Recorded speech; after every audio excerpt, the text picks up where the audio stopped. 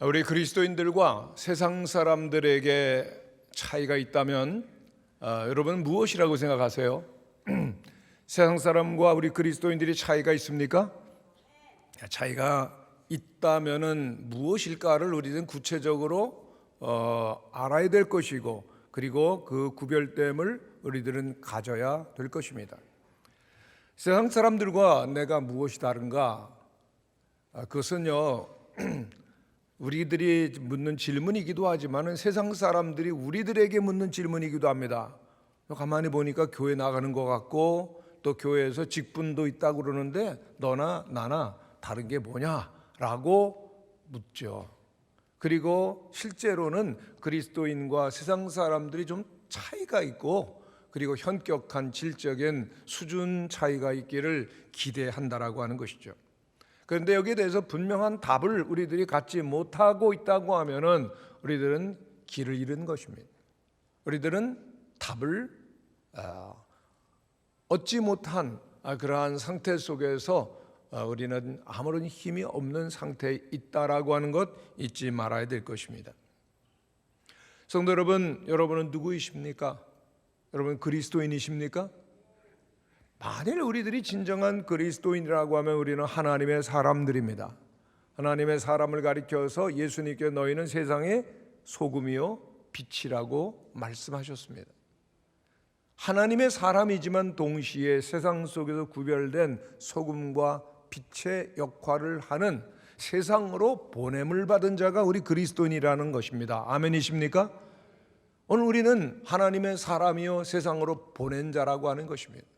우리들은 그리스도 예수의 복음의 증인이요 그리고 하나님의 거룩한 백성으로서 살아간다라고 하는 것을 우리는 생각해야 됩니다. 만일 우리들이 하나님의 사람인 것을 잊고 있다면 우리는 세상에 흘러 떠밀려 내려가는 자가 되는 것입니다. 세상으로 보내심을 받았다라고 하는 것은 우리로 하여금 하나님께서 세상을 변혁시키시는 자, 세상을 바꾸어가는 자, 세상을 하나님의 뜻대로 만들어가는 자로 우리를 도구로 쓰시겠다라고 하는 것이죠. 그렇습니다. 우리들은 세상을 바꾸는 자, 세상을 새롭게 하는 자라고 하는 것입니다. 즉 우리들이 해야 되는 사명은 우리에게 주신 복음을 전하는 사명입니다. 그런데 많은 이들이 이 복음 전하는 일을 너무나 힘들게 생각합니다. 어렵게 생각합니다. 그리고 두렵게까지 생각하죠. 어떤 분들은 부끄럽게까지 생각을 합니다. 그래서 말이 잘 떨어지지 아니하고 우리의 발길이 옮겨지지 아니하는 경향이 있는 것입니다. 우리는 깊이 물어야 될 것입니다. 나는 누구인가? 성도 여러분 한번 따라 하시기를 바랍니다. 우리는 복음의 증인입니다. 아멘이십니까?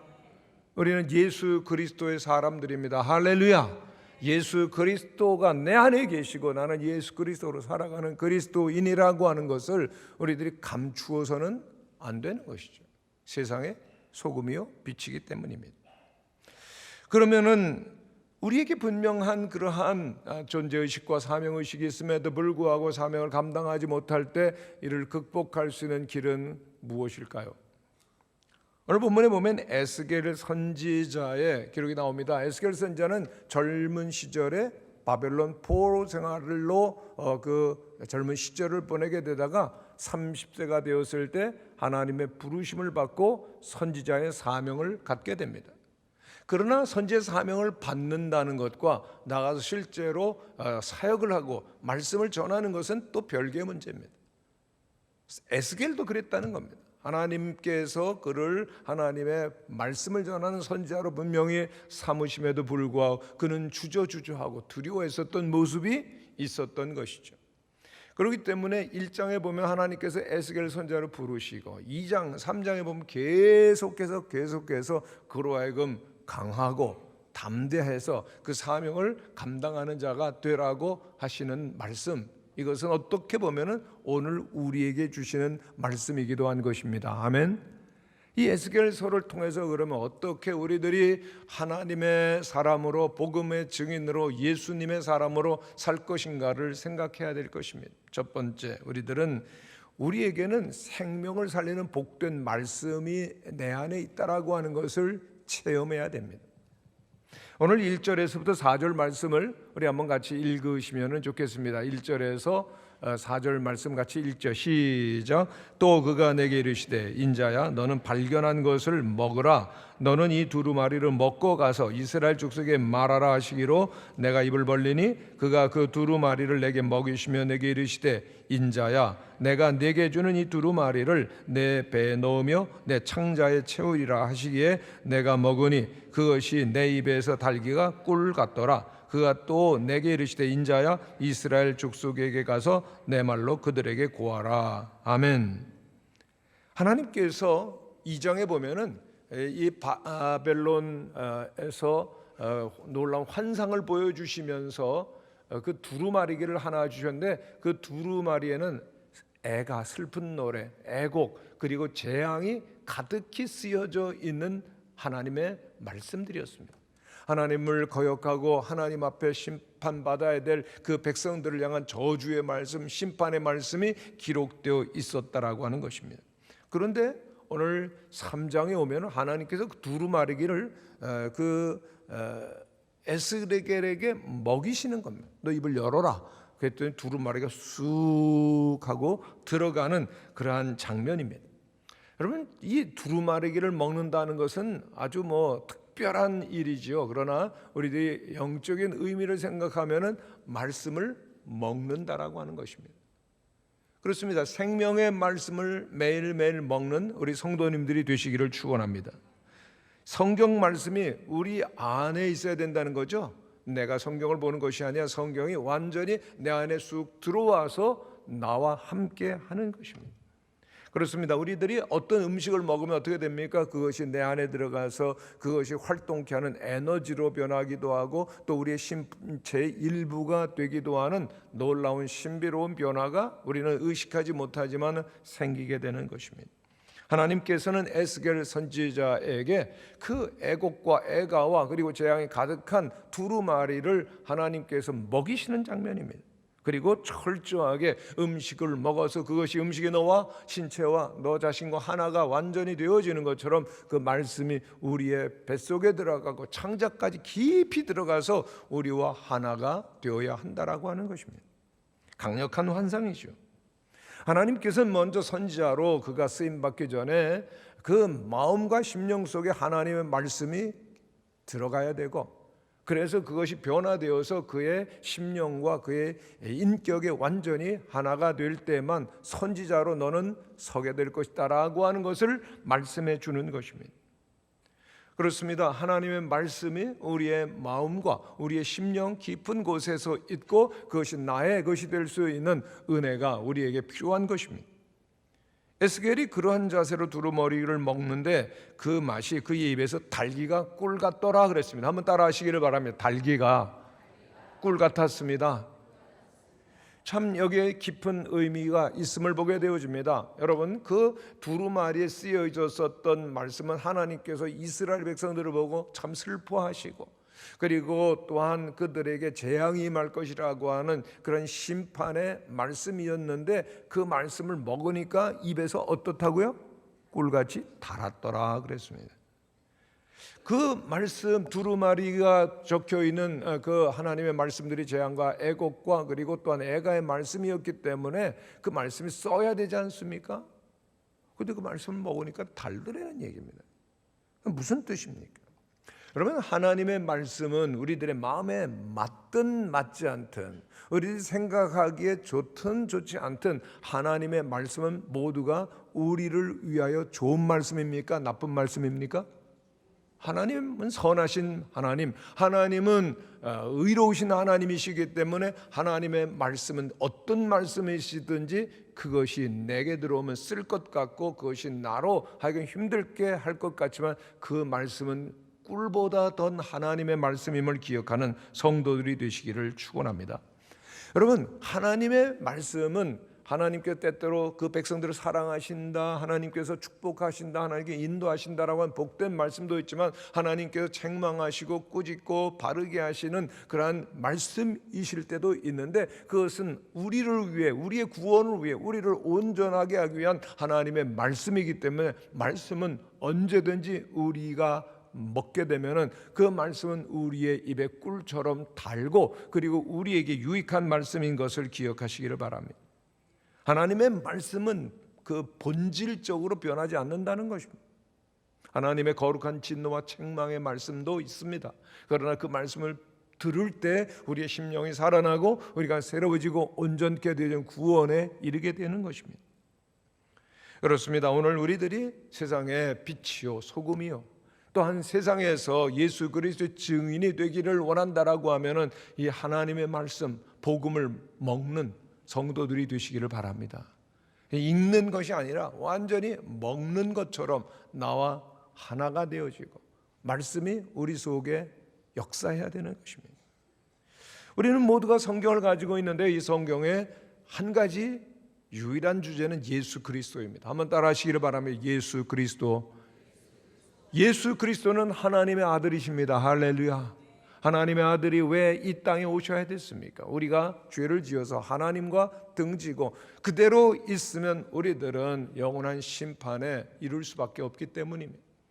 하나님께서는 우리를 위하여 이 땅에 말씀이신 주님께서 육신을 입고 오셨고 우리를 위하여 십자가에 못 박혀 달려 돌아가시고 그리고 죽은 지 사흘 만에 부활하셨습니다. 할렐루야.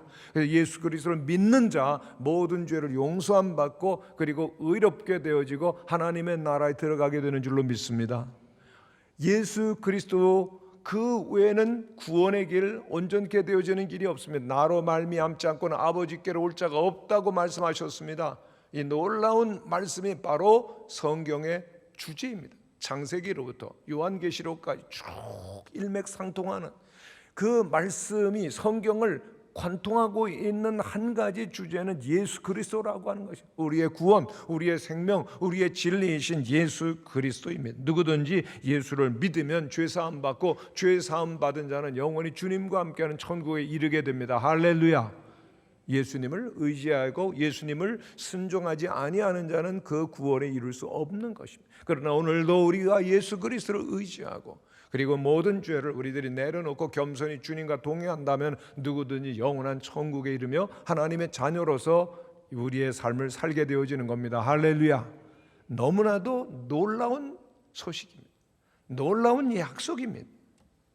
나 같은 죄인을 위하여서 예수 그리스도께서 십자가에 죽으셨다. 그리고 그 예수 그리스도를 믿는 자마다 구원받고 하나님의 자녀가 되어진다. 그 말씀은요 꿀송이보다 더한 하나님의 언약의 말씀임을 믿는 성도들이 되시기를 바랍니다. 그런데 그 말씀이 아무리 약속의 말씀으로 성경으로 우리 앞에 있다 할지라도 우리들이 먹지 않으면 아무런 내게 효력이 없는 것입니다.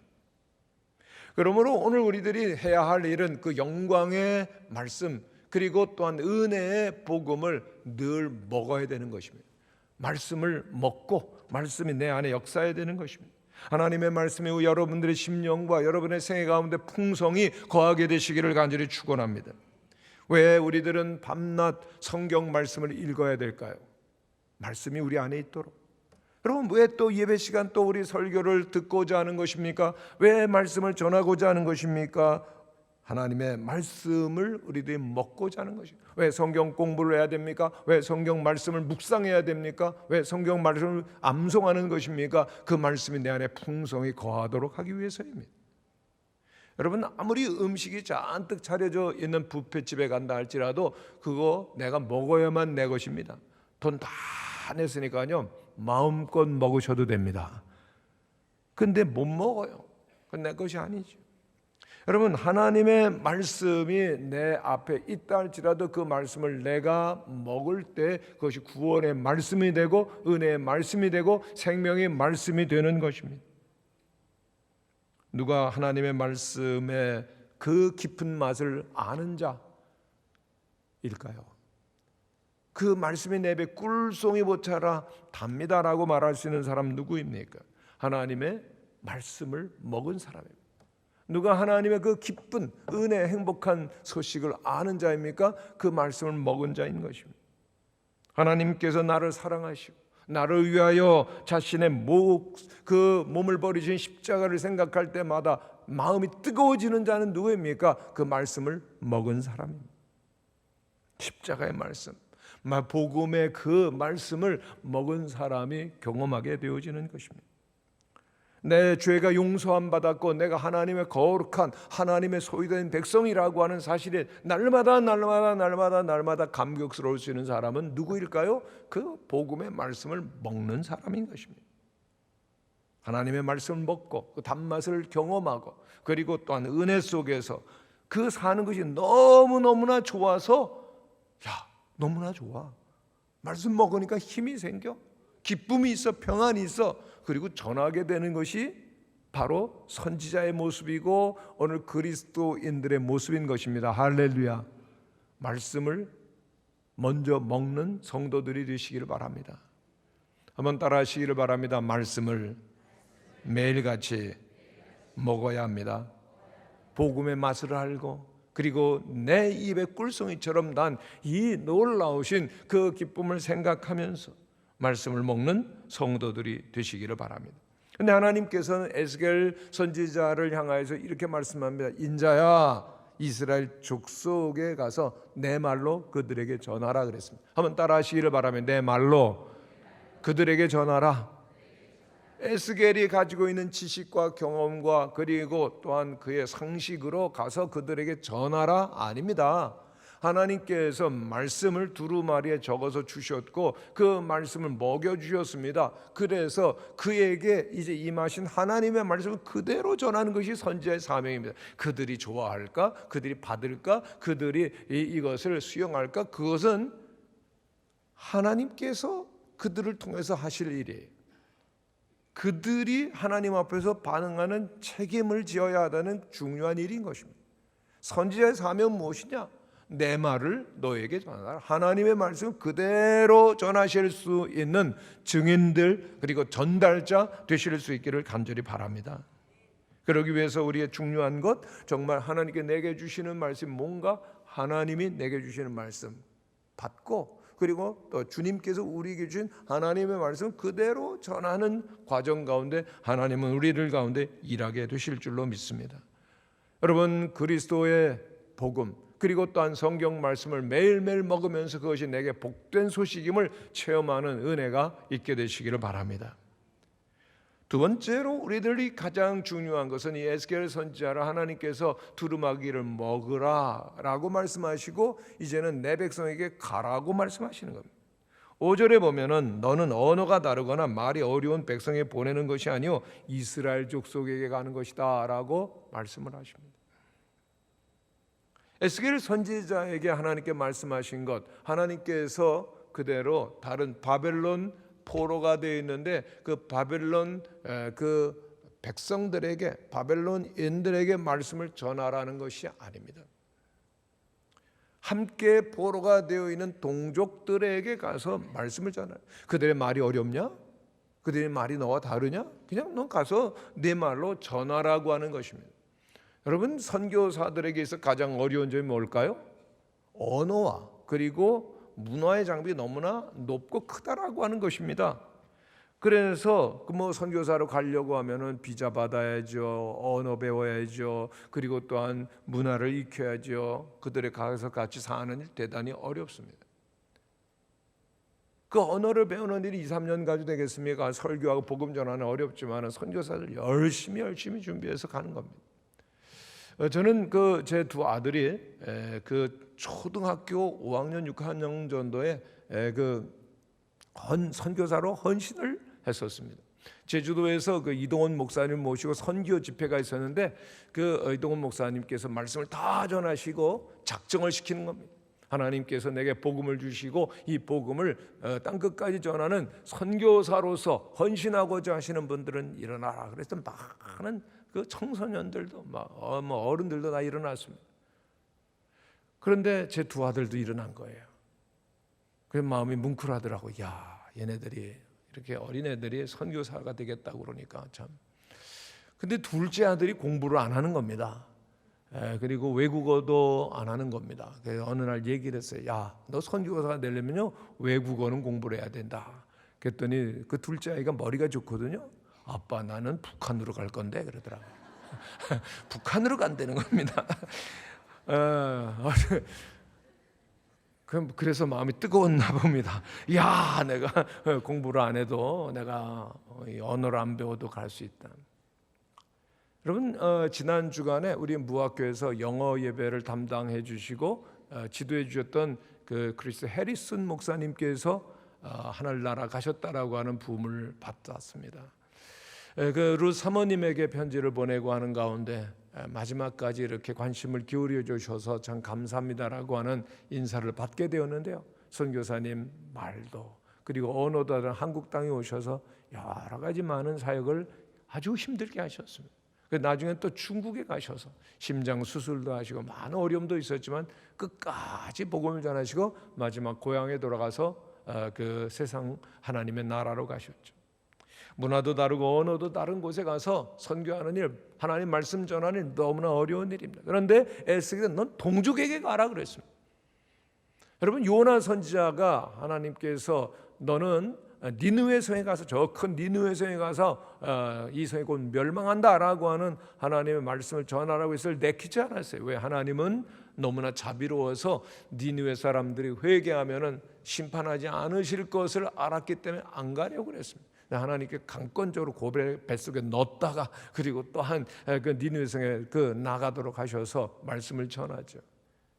심판 그 니느웨 성이 망한다, 심판받는다는 얘기만 했는데 그리고 회개할 건 기대하지 않았습니다. 그들이 회개하죠. 다른 동족, 특별히 원수들에게 복음을 전하라고 하면 얼마나 어렵겠어요.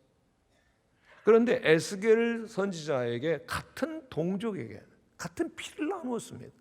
그들이 멸망받고 구원받지 못하면 얼마나 마음이 아프겠습니까? 그러니 그들에게 가서 복음을 전하라, 하나님의 말씀을 전하라 하는 것은 얼마나 당연한, 얼마나 쉬운 사명이겠습니까? 그럼에도 불구하고 하나님께서는 에스겔 선지자에게 깨우침을 주시는 겁니다. 왜 그렇습니까? 하나님께로부터 그에게 이미 당연히 하나님의 백성이고 동족인 이스라엘 백성들에게 하나님 말씀을 전하는 것이 주어진 사명이지만은 그는 30살이 되기까지, 그가 바벨론의 포로가 되어서 간 것은 25살 정도로 추정이 됩니다. 30세에 그가 그발 강가에서 하나님을 만나기 전까지는 내가 동족에게 복음을 전해야 되는 사명이 있다라고 하는 사실을 자각하지 못하고 있었던 것이죠.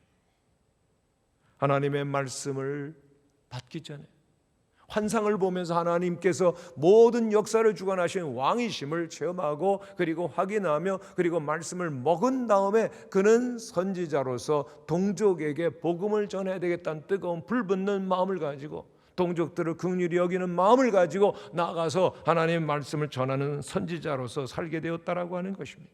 함께 사는 이웃들에게 말씀을 전해야 된다라고 하는 놀라운 사명이 그에게 있다라고 하는 것을 깨닫게 되었고 그리고 나가서 전했던 것입니다. 여러분, 우리도 마찬가지입니다. 오늘 우리도 하나님의 사람입니다. 아멘. 오늘 우리는 그리스도인입니다. 우리는 복음의 증인이요 세상의 소금과 빛이어야 됩니다. 아멘. 그렇다면은 우리들 가장 가까운 이웃, 선교사로 부름받지 않아도 그들에게 가서 복음 전하는 건 너무나 당연하고 너무나도 그리고 쉬운 가장 기본적인 사명인 것이죠.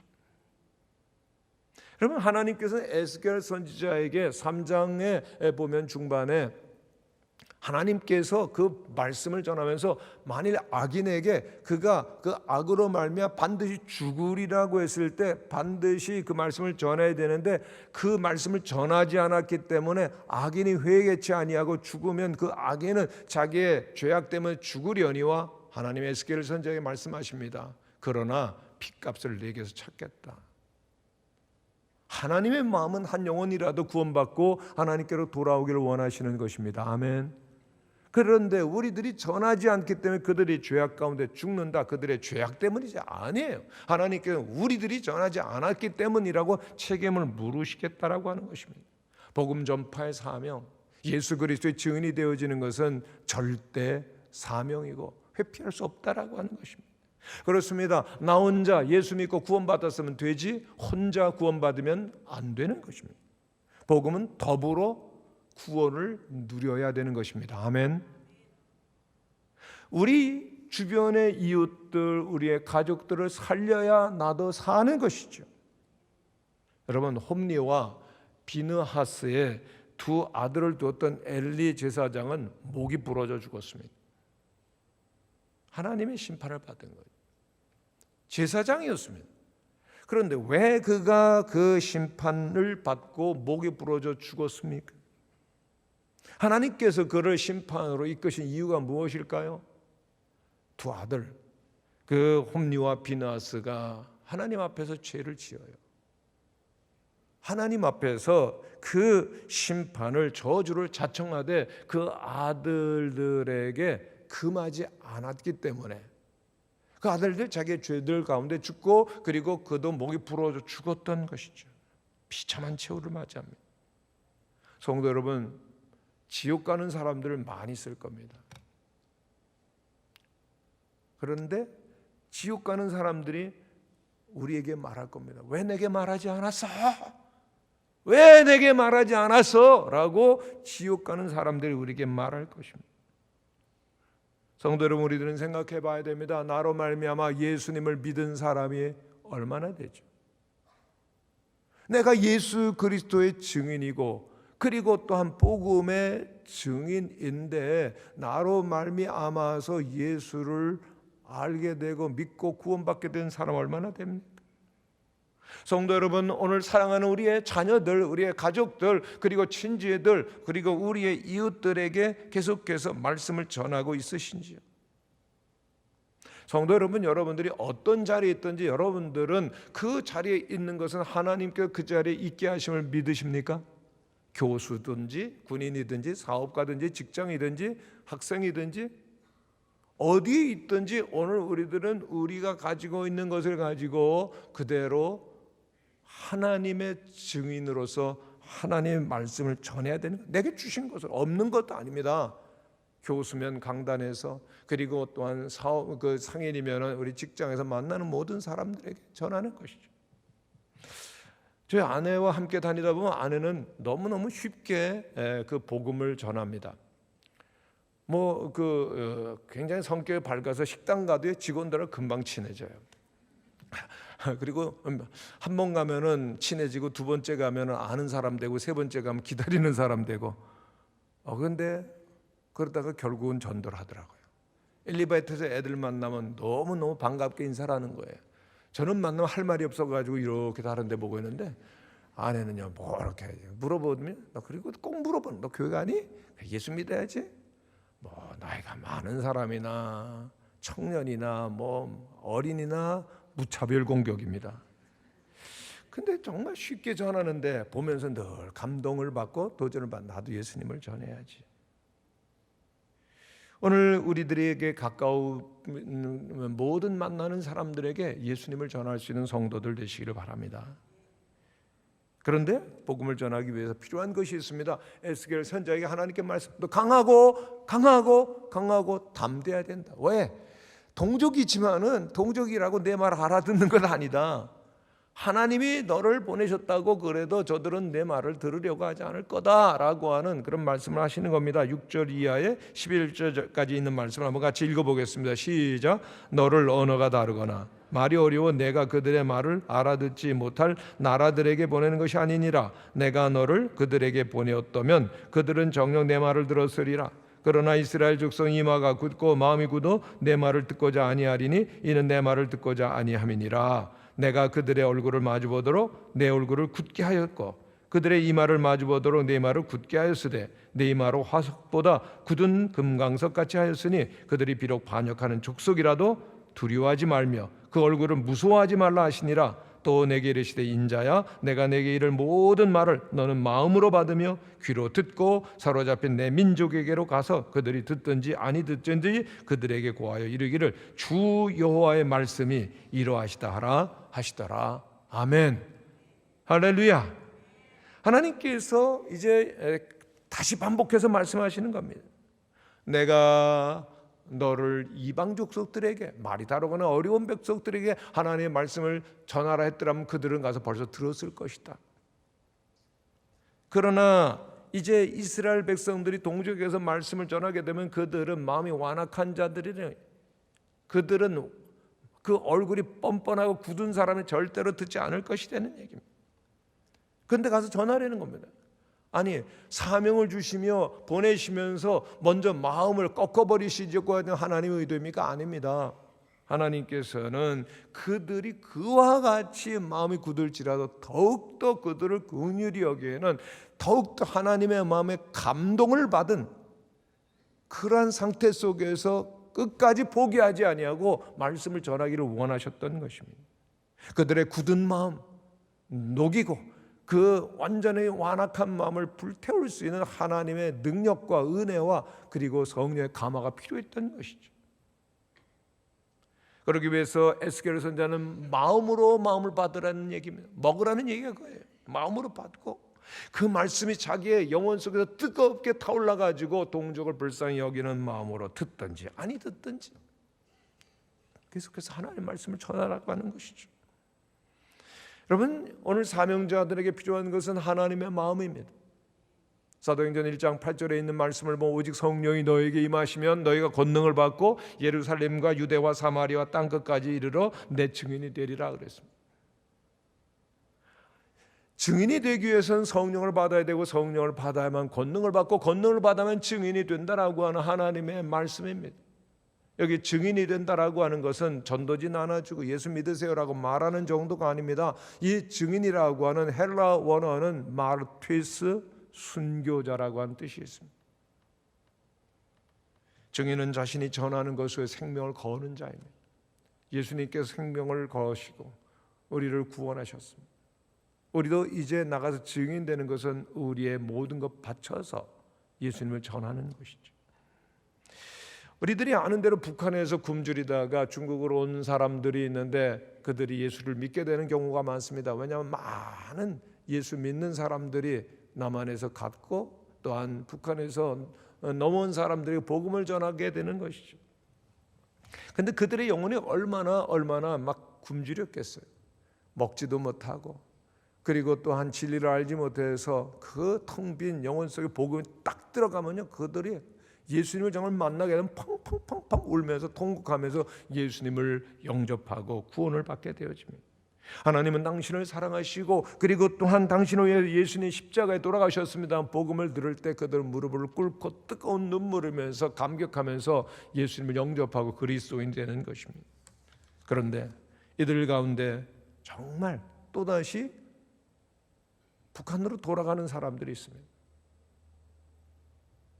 애들은 그들의 단체를 만들었는데 예수 전사라는 겁니다. 그리고 예수 전사 수칙을 만들었는데 우리가 예수님을 믿는다는 것은 천대를 받는 것이다. 그렇기 때문에 천대를 받는 것이 우리의 긍지요 기쁨이다.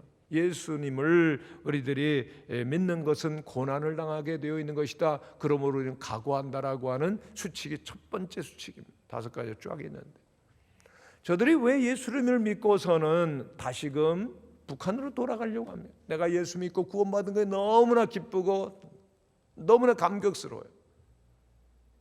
그러니까 누가 생각나는 거예요? 동족이 생각나는 거예요. 함께 있었던 우리 가족들, 우리 친구들, 그들 죽으면 안 되는데 북한으로 간다는 건 죽음을 의미하는 것이지만 그러나 내 안에 너무나 강력한 하나님의 역사가 있기 때문에 그들을 찾아가는 거예요. 어디서 그런 용기와 어디서 그런 담대함이 생깁니까? 그들도 먹을 것 위해 가지고 중국 땅으로 건너온 사람들, 연약하고 비겁하고 평범한 사람들이지만 예수님이 그 안에 들어가니까 변화되는 겁니다. 성령이 역사하니까 달라지는 겁니다. 할렐루야. 성도 여러분, 우리들도 마찬가지. 그러나 하나님의 말씀이, 하나님의 성령이 우리들 가운데 임하게 되면 우리들이 달라지는 겁니다. 계속해서 세상을 향해서 외쳐야 됩니다. 왜요? 외치지 않으면 우리들이 변화되기 때문입니다. 소돔과 고모라 성의 심판을 받을 때 이야기라고 합니다. 어떤 노인이 날마다 불과 유황으로 심판받기까지 그렇게 말씀을 전했다고 합니다. 하나님의 경고의 말씀은. 어느 사람이 물었대요. 아무리 당신 외쳐봐라. 사람 변하냐? 하여튼 그런 얘기를 하더랍니다. 나는 그들이 나를 변화시키지 못하도록 이렇게 외치고 있는 거예요. 아는 대로 음란과 죄악이 가득한 도성 가운데 있을 때 의인 롯도 그곳에서 그 심령이 변화됐다고 그러지 않아요? 우리들이 하나님의 사람인 것을 자각하고 하나님의 말씀을 선포하지만 세상 우리를 바꿔가는 겁니다.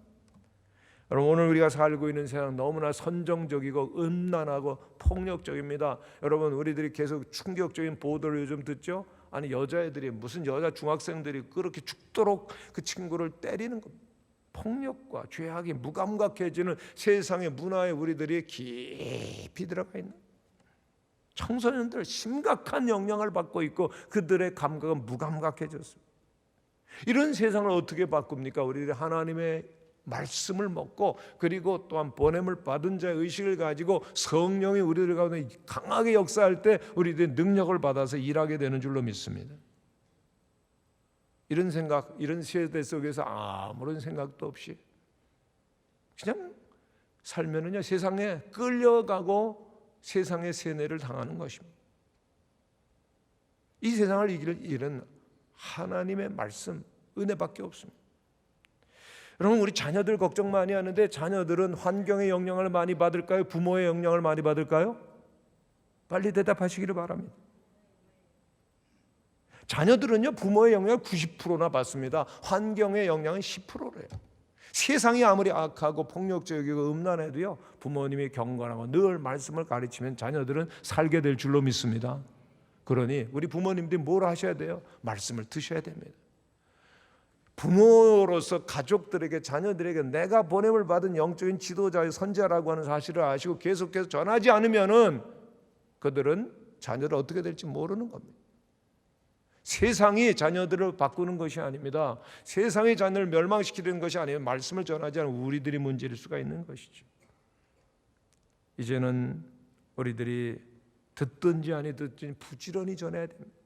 사랑하는 자녀들에게, 사랑하는 가족들에게, 우리의 이웃들에게. 내가 전하지 않으면 너무나도 많은 사람이 죽기 때문입니다. 말씀을 먹고 우리의 사랑하는 사람들에게 보냄을 받은 자로서 부지런히 말씀을 전할 수 있는 우리 모든 성도들 되시기를 간절히 축원합니다. 다 함께 일어나셔서 기도하시겠습니다. 오늘 시대는 심히 악한 시대입니다. 어둠이 깊고 그리고 폭력적이고 죄악이 깊어가는 이 시대 가운데서 사람은 듣지 않을 것입니다. 그러나 우리들이 이 시대를 변화시키려고 하면 말씀이 우리 안에 있고, 그리고 또한 보냄받은 자라고 하는 거룩한 의식과, 그리고 또한 주님의 거룩한 영이 역사해서 강하고 담대해서 사랑하는 사람들 버려둘 수가 없는 것이죠.